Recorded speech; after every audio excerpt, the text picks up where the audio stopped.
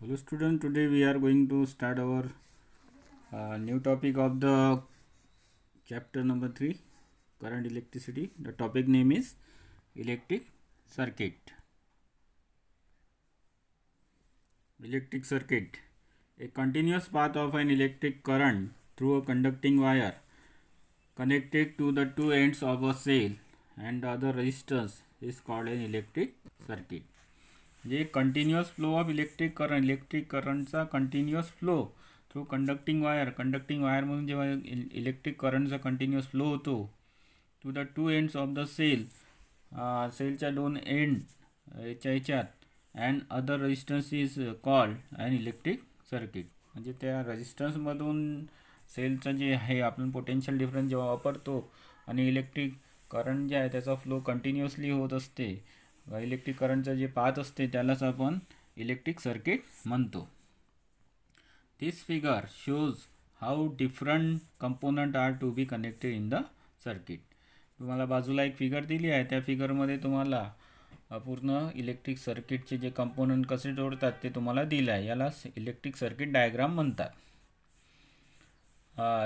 In the figure 3.5, an ammeter is used to measure the current and voltmeter is to measure the potential difference. Ammeter जे आहे ते current मोजण्यासाठी use होते आणि जे voltmeter आहे ते पोटेन्शियल डिफरन्स मोजण्यासाठी यूज होते. As the voltmeter has very high resistance, वोल्टमीटरचं रेजिस्टन्स जे आहे ते खूप जास्त असते. Only very small current flow through it, त्याच्यामधून खूपच कमी करंट फ्लो होतो, हे लक्षात ठेवायचं आहे. त्याच्यानंतर बघा तुम्हाला ऑब्झर्वेशन काही करायचे आहे. इथं दोन क्वेश्चनसुद्धा विचारले आहे. Point out the mistake in the figure above. या 4 फिगर्स तुम्हाला दिली आहे इथे. तर या फिगरमधून तुम्हाला मिस्टेक शोधायचे आहे. तर पहिल्या याच्यामध्ये बघा सर्किट जे आहे इलेक्ट्रिक सर्किट ते कंप्लीट नाही आहे. की वगैरे लावली आहे, मधात सेल लावला आहे, बल्ब लावला आहे, तर याच्यामध्ये थोडंसं डिस्कनेक्शन आहे तिथं, तरी लाईट तुम्हाला इथे ग्लो होताना दाखवत आहे. इलेक्ट्रिक जे बल्ब आहे ते लाईट बल्ब ते ग्लो होताना दाखवलं आहे, तर इथे ग्लो नाही झाला पाहिजे, मिस्टेक झाली आहे. दुसऱ्या याच्यामध्ये सुद्धा सर्किट कंप्लीट नाही आहे तरी लाईट ग्लो होताना दाखवलं आहे, इथे मिस्टेक झालेली आहे. तिसऱ्या याच्यामध्ये सर्किट कंप्लीट आहे तरी लाईट ग्लो नाही होत आहे, तर इथे मिस्टेक झालेली आहे. त्या चौथ्या याच्यामध्ये जे आहे मधात रबर लावलेला आहे, सर्किटच्या मधात रबर लावलेला आहे, रबरमधून करंट पास नाही होत, करंटचा पाथ पूर्ण होत नाही तरी इथे लाईट ग्लो होताना दाखवला, इथे मिस्टेक दाखवली आहे. इथे हे मिस्टेक आहे, लाईट ग्लो नाही पाहिजे होता तिथं. Why are the bulb in the figure B C and D below not lighted. खालच्या फिगरमध्ये बी सी डीमध्ये जे बल्ब आहे तो ग्लो नाही होत आहे. वाय? तर पहिल्या याच्यामध्ये ग्लो होत आहे कारण सर्किट कंप्लीट आहे. दुसऱ्या याच्यामध्ये सर्किट कंप्लीट नाही आहे, लाईट ग्लो नाही झाला. तिसऱ्या याच्यामध्ये सुद्धा सर्किट डिस्कनेक्ट आहे. डीमध्ये सुद्धा सर्किट जे आहे एकाच याच्यामध्ये लावलेलं आहे ते सर्किट कंप्लीट नाही आहे, तर ग्लो नाही झाला पाहिजे लाईट. आणि पाचव्या ईमध्ये ते लाईट काय सर्किट कंप्लीट असल्यामुळे लाईट ग्लो होत आहे. आता बघा हे जे इलेक्ट्रिक सर्किट आपण जेव्हा काढतो त्याच्यासाठी काय आपण सिम्बॉल वापरतो. ते सिम्बॉल कसे आहे, कोणता सिम्बॉल आहे इथे दाखवलेला आहे, या तुम्हाला टेबलमध्ये दाखवलं आहे पूर्ण. Symbol for component of an electric circuit and their uses. कंपोनंटचं नाव आहे इलेक्ट्रिक सेल. पिक्चर तुम्हाला माहिती आहे इलेक्ट्रिक सेल कसं असते, तुम्हाला माहिती आहे, पिक्चर दाखवलेला आहे इथं. सिम्बॉल बघा इलेक्ट्रिक सेलसाठी कसं 2 उभ्या रेषा, पॉझिटिव्ह निगेटिव्ह, एक मोठी एक लहान, तर इथे हे सेलचा सिम्बॉल आहे. त्याचा यूज काय आहे? To apply a potential difference between two ends of the conductor. सेलचा काय यूज आहे? To apply the potential difference जे आहे त्याचा अप्लाय करणे, पोटेन्शियल डिफरन्स प्रोव्हाइड करणे. त्याच्यानंतर बॅटरी म्हणजे अलग काही असं नाही आहे, एकापेक्षा जास्त सेल असेल त्याला आपण बॅटरी म्हणू शकतो. जे सेल कनेक्ट असेल एकामेकाला तर त्याला आपण काय म्हणू शकतो? बॅटरी म्हणू शकतो. Collection of number of cells is called as battery. बॅटरीचा सुद्धा सिम्बॉल बघा, एक सेलचा सिम्बॉल. याच्यामध्ये बघा 3 सेल लावले म्हणून 3 सेलचे सिम्बॉल डायरेक्टली तिथे दाखवले आहे तुम्हाला. याचा यूज काय? To apply a larger potential difference. Larger potential difference दाखवण्यासाठी आपण बॅटरीचा यूज करतो.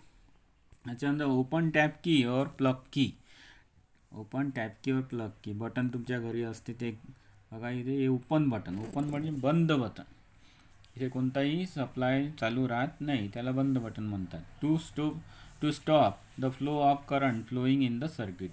सर्किटमधून करंट समजा आपल्याला बंद करायचा आहे, करंटचा फ्लो बंद करायचा असेल तर आपण ओपन की वापरतो.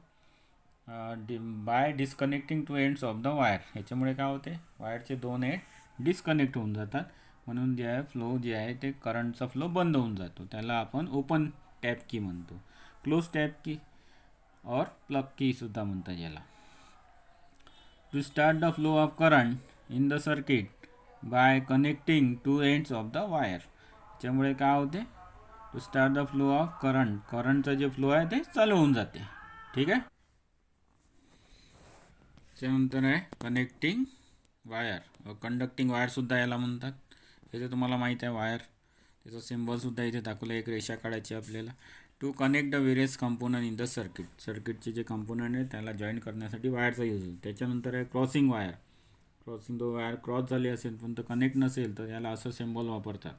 त्याच्यानंतर आहे लाईट बल्ब. लाईट बल्बसाठी सुद्धा सिम्बॉल ग्लो होताना कसं दाखवायचं, ग्लो नसेल तर कसं दाखवायचं इथे दिलं आहे बघा. To test the flow of electricity. म्हणजे लाईटेड असेल तर करंट इज फ्लोईंग, अनलाइटेड असेल तर करंट इज नॉट फ्लोईंग. त्याच्यानंतर रेजिस्टन्स, ओरिजिनल रेजिस्टन्सचा तुम्हाला पिक्चर दाखवलेला आहे, त्याच्या बाजूला त्याचा सिम्बॉल दाखवलेला आहे. To control the flow of current in the circuit.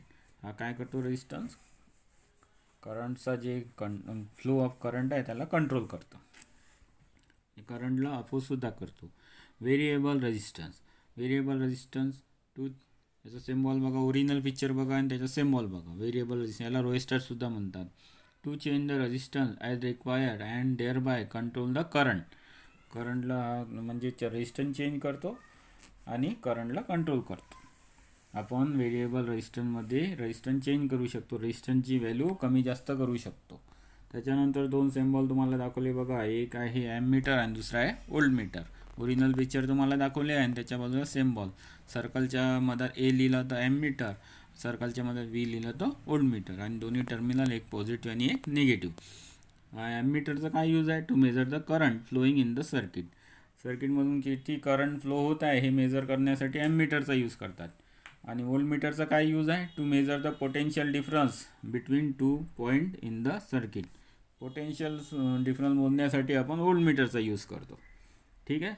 आता काही आपल्याला इथे एक एक्सपेरिमेंट करायचं बघा. ट्राय दिस म्हणून दिलेलं आहे. मटेरियल आपल्याला पाहिजे, 4 मटेरियलचे नाव इथे दिलं आहे तुम्हाला. कॉपर, ॲल्युमिनियम वायर, कॉपरचा आणि ॲल्युमिनियमचा वायर घ्यायचा आहे, ग्लास रॉड घ्यायचा आणि रबर घ्यायचं. सर्किट बघा, इथे एक सर्किट दिलं आहे. याच्यामध्ये इथे जे तुम्हाला सर्किट डायग्राम दाखवली आहे त्याच्यामध्ये दोन एंड्स ए आणि बी ते डिस्कनेक्ट आहे. त्याच्यामध्ये आपल्याला जे 4 मटेरियल इथे दिलेले आहे, copper, aluminium wire, glass rod आणि रबर, तर हे जे आहे आपल्याला इथे एक एक करून कनेक्ट करायचे आहे. पहिले कॉपर वायर लावू आपण ए आणि बीमध्ये. कॉपर वायर लावल्यावर इथे ते इलेक्ट्रिक करंट आहे ते याच्या सर्किटमधून फ्लो होते.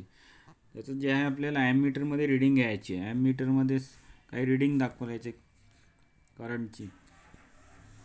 त्याच्यानंतर आपल्याला ॲल्युमिनियम वायर वापरायचं आहे, तर ॲममीटरची रिडिंग घ्यायची आहे. ॲममीटर काही ना काही आपल्याला रिडिंग दाखवणार आहे. त्याच्यानंतर आपल्याला ग्लास रॉड घ्यायचा आहे. ग्लास रॉड ए आणि बीच्या मदत आपल्याला जॉईन करायचं आहे. ग्लास रॉडमध्ये ॲममीटर कोणतीही रिडिंग दाखवत नाही, म्हणजे करंट फ्लो होत नाही या सर्किटमधून. त्याच्यानंतर आपल्याला रबर घ्यायचं आहे. रबर ए आणि बीच्या मदत आपल्याला जॉईन करायचं आहे आणि सर्किट चालू करायचं आहे आणि रिडिंग घ्यायची आहे ॲममीटरची. ॲममीटर कोणती रिडिंग दाखवत नाही, 0 रिडिंग दाखवते, कोणताही करंट याच्यामधून फ्लो होत नाही. हे समजा व्हॅल्यूज आपण कम्पेअर केलं तर याच्यामध्ये ग्लास रॉड आणि रबरमध्ये आपल्याला कोणतीही रिडिंग इथे भेटत नाही, म्हणजे 0 रिडिंग भेटते याच्यामध्ये. याचा अर्थ असा झाला तर कॉपर आणि ॲल्युमिनियममधून करंट फ्लो होतो आणि ग्लास रॉड आणि रबरमधून करंट फ्लो होत नाही. कॉपर आणि ॲल्युमिनियम यांना कंडक्टर म्हणतात आणि ग्लास रॉड आणि रबर हे जे आहे ते इन्सुलेटर आहे, ज्याला बॅड कंडक्टरसुद्धा म्हणतात. त्याच्यानंतर बघा, हेच टॉपिक आता समोर आलेला आहे, conductor and insulator. We have learn about the resistance to an electric circuit. Resistance म्हणजे काय तुम्हाला माहीत आहे. We can divide substance into conductor and insulator. म्हणजे आपण सबस्टन्सला कंडक्टर आणि इन्सुलेटरमध्ये डिवाइड करू शकतो. कंडक्टर म्हणजे काय? The substance which have very low resistance are called conductor. ज्याचा रेजिस्टन्स, ज्या सबस्टन्सचा रेजिस्टन्स खूपच कमी असते त्यांना आपण कंडक्टर म्हणतो. Current can flow easily through such material, आणि त्याच्यामधून करंट जे आहे ते इझिली फ्लो होऊ शकते. त्याच्यानंतर आहे insulators. Those substances which have extremely high resistance, त्याचं जे ज्या सबस्टन्सचा रेजिस्टन्स खूपच हाय असते, and through which current can not flow are called insulator.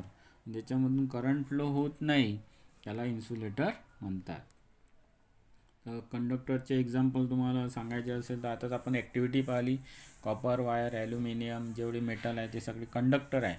Insulator जे आहे, आता आपण एक्झाम्पल पाहिले ग्लास रॉड आणि रबर, याच्यामधून करंट फ्लो होत नाही म्हणून हे जे आहे ते इन्सुलेटर आहे. ते बॅड कंडक्टर ऑफ इलेक्ट्रिसिटी आहे.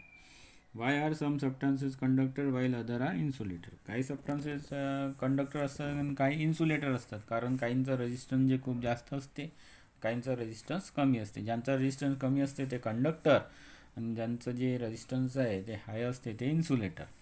व्हाय can our body conduct electricity.